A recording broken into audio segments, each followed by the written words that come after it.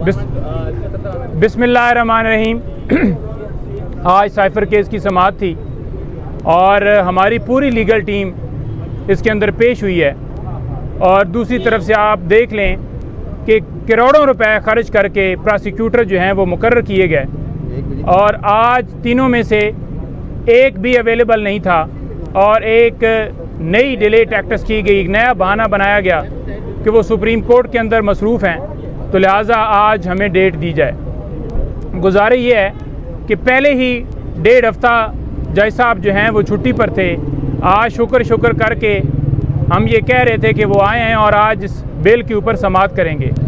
बैसियत कौम हमारे लिए शर्म की बात है कि अमेरिका से धमकी मिली और उस धमकी की सूरत में इमरान खान साहब की चलती फिरती हुकूमत को गिरा दिया गया और उसके बाद बजाय ये कि उस धमकी को जवाब दिया जाता, बजाय ये कि उनके जो उन्होंने साजिश की उसको रद्द किया जाता, आज इमरान खान साहब के ऊपर एक ऐसा ही उसी केस के अंदर एक झूठा केस बनाया गया जिसमें आज खान साहब को गिरफ़्तार किया गया है।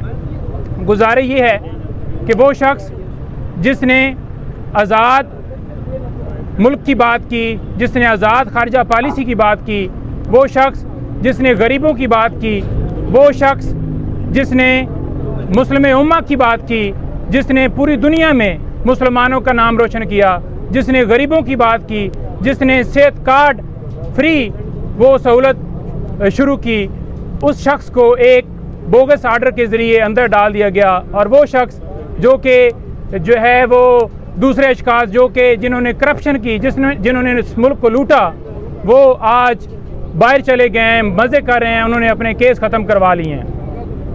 इनको इमरान खान का खौफ है कि वो जिस वक्त बाहर आएगा और ये उनसे कंट्रोल नहीं हो पाएगा। एक शख्स को हटाने के लिए आज मुल्क के अंदर ये पोजीशन आ गई है कि 2 टाइम की रोटी खाने के लिए लोगों के पास पैसे नहीं हैं।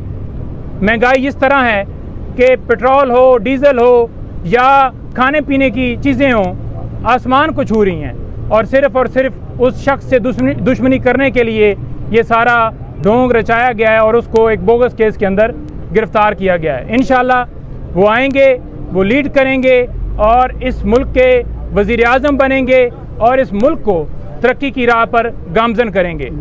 दूसरे नंबर पर ये बता दूं कि इलेक्शन जो हैं वो 90 डेज़ के अंदर होने चाहिए और सदर पाकिस्तान से हम मुतालबा करते हैं कि वो तारीख दें और अपनी आइनी जो ज़िम्मेदारी है वो निभाएं ताकि ये जो मुल्क के अंदर गैर यकीनी सूरत हाल पैदा हो चुकी है इसका खात्मा हो और अवामी नुमाइंदा हुकूमत जो है उसका इंतखाब हो ताकि मुल्क जो है तरक्की की राह पर गामज़न हो सके।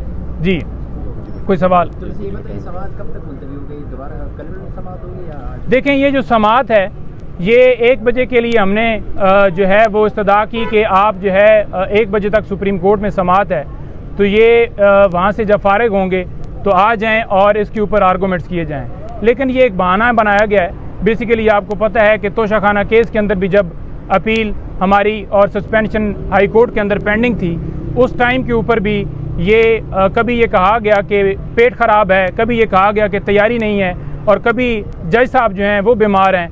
आज भी इसी तरह से एक बहाना बनाया गया है। हम उम्मीद करते हैं कि जज साहब को इस दरख्वास्त को खारिज करना चाहिए और खान साहब को फेयर ट्रायल मिलना चाहिए। अगर आज समाअत मुलतवी की गई तो ये खुलम खुला आइन के ऊपर हमला होगा। फेयर ट्रायल हर इंसान का बुनियादी हक है जो कि आइन पाकिस्तान देता है और आज जो है उनकी बेल के ऊपर समाअत होनी चाहिए ताकि उनको जो है उनको इंसाफ फराहम किया जाए। नईम साहब ये बताइएगा कि इमरान खान के केस में खास तौर पर डिले टैक्टिक्स का इस्तेमाल क्यों किया जा रहा है? देखें, ये डिले टैक्टिक्स का इस्तेमाल इसलिए किया जा रहा है कि ये बेसिकली निचोड़ रहे हैं हर केस को। हर केस के अंदर जितना मैक्सिमम ये कर सकते हैं कि 10 दिन, 15 दिन, 20 दिन, 25 दिन, 30 दिन जितने गुजर सकें ये गुजारें ताकि इमरान खान साहब की हिम्मत को तोड़ा जा सके। वो ये समझें कि मैं तो कभी भी बाहर नहीं आऊँगा, एक झूठे केस के अंदर मुझे जो है वो बेल नहीं मिल रही तो इसका मतलब है कि मैं हार मान लूँ, इनके सामने बैत कर लूँ। तो ऐसे ये सारे जो इनके वहम हैं वो वहम निकाल दें। खान साहब ने बिल्कुल डट के मुकाबला किया और मुकाबला कर रहे हैं और मुकाबला करेंगे। किसी तरह से इनकी जो पॉलिसी है या जो इन्होंने प्रोग्राम मनसूबा बनाया हुआ है, तमाम इनके वहम जो हैं वो निकाल देंगे।